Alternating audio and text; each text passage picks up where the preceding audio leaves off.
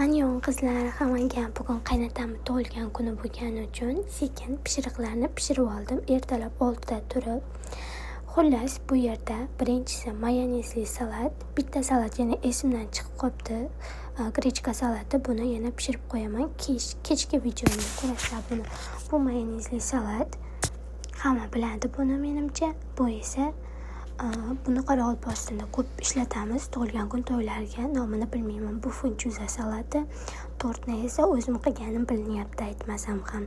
Bu chikin, uyda ozroq tovuq go'shtidan o'zim qilib oldim salatni yoniga. Bu esa bo'g'irsoq.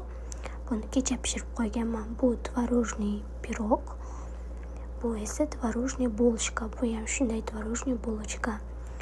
Bu esa guruch va kukuruzdan qilingan salat. Hozirgi men buni yoniga, chikinni yoniga qo'yamiz buni pomidor og'urtsi bilan. Shunaqa qilib dasturxonimizga qo'yiladigan svejiy narsalar tayyor. Qolganlari suxoy produkti. Birinchi shularni tayyorlab olganman ertaroq turib. Bu esa qaynonamni ovqat qildi bugun. Aslida ovqatni men qilishim kerak edi, lekin qaynonam uspet qilmaysan, charchaysan deb o'zi qildi. Ko'ksi bizda kechki ovqatga shunday.